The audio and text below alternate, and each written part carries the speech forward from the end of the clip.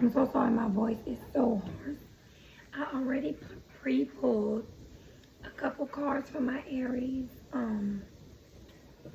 But I did, before I got into the tarot part of the reading, want to pull you guys a couple hidden messages. Some of y'all have really been like in your head. It could have been past tense. But really overthinking a lot of things, like over analyzing things to the point of like anxiety for some of y'all. Like really letting y'all thoughts get the best of y'all, you know, letting fear-based and intrusive thoughts kind of like take over. Yeah, because I lost myself for a little while. But yes, somebody also regrets lying to you. I regret lying to you. So somebody could have lost themselves in a situation and they're really in regret right now for how the situation played out, because there was a tower moment. And this is like anger released and like displaced emotions. It's like, misplaced emotions. It's a breakdown, and it's like a crisis, an unexpected crisis. But I feel like for some of y'all, this like had to happen. It was like inevitable. This tower moment that y'all went through, it was supposed to happen for y'all to sort of like get out of your head, and to, if it didn't happen, it's gonna happen, or y'all could be going through this now. It's like where you were so much in your head and almost like self-sabotaging and isolating. It's like being trapped in your mind. For some of y'all could have been physically going to jail, but this is like it was like for all of your doing. It's kind of like self-honesty brings changes. It's like when you choose to look at things in an honest way, like for what it is, then things start to change for you. Like literally, it's like as soon as you make that mental, almost as soon as you, I'm saying, like I'm seeing and I'm hearing like a mental breakthrough. It's almost as soon as you allow yourself to see things for what it is in an honest way, no matter how raw, no matter how negative, no matter how bad you may perceive things to be. It's like as soon as you see it for what exactly it is, things can finally break down, because it may be uncomfortable. It will be uncomfortable. Any tower moment is going to be uncomfortable. It's when you finally accept. It's when you finally accept things for what they are, you can finally change things. And that's when healing begins, because it's like you allow yourself the grace to heal. No matter how bad it is, like we can be forgiven for any sin. God has that much grace for you. The universe has that much grace for you.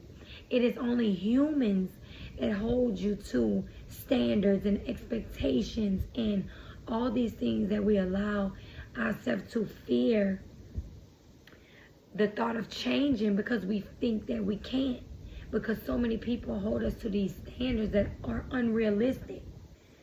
But to God and the universe, it's like we have no limitations as to how far we can go. So you have to allow yourself to think big, you know, so you can create these bigger opportunities. But with this Two of Wands, it's like you are maybe, it's like a mature version of yourself. Maybe you could have been like more mentally immature and not so strong-minded.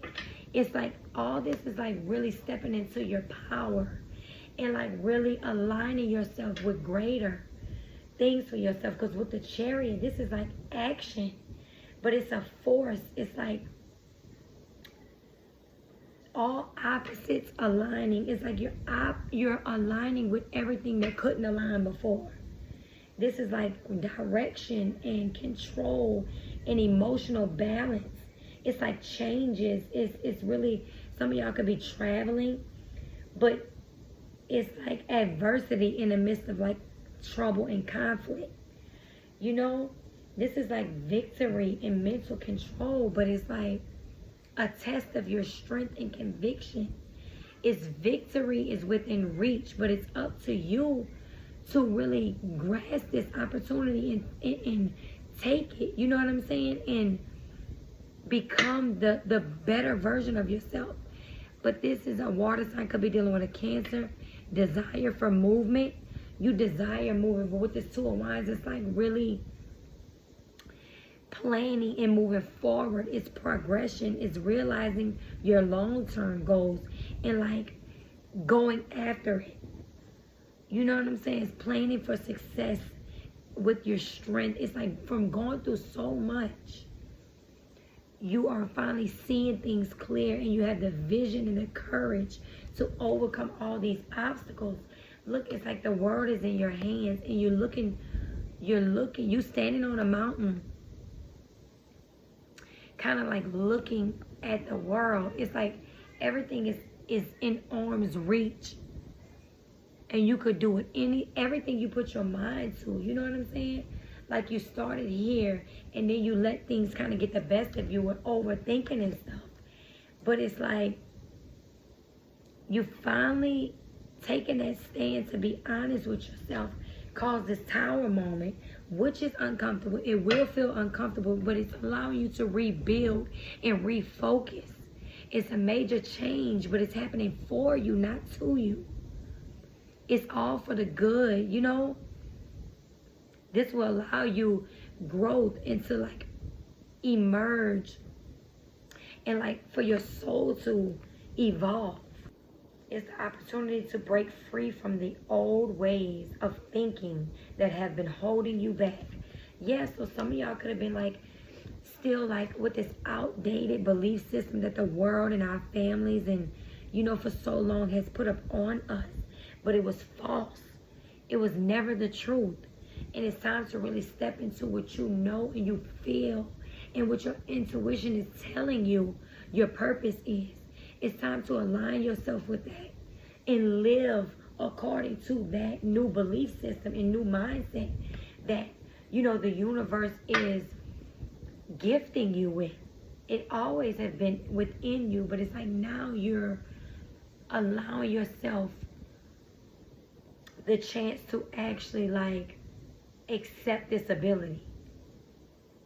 It's like accept the expect the unexpected. You know, it's a massive change.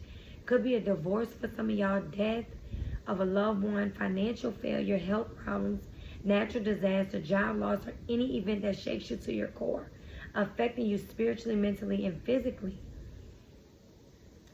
But it's like no escape.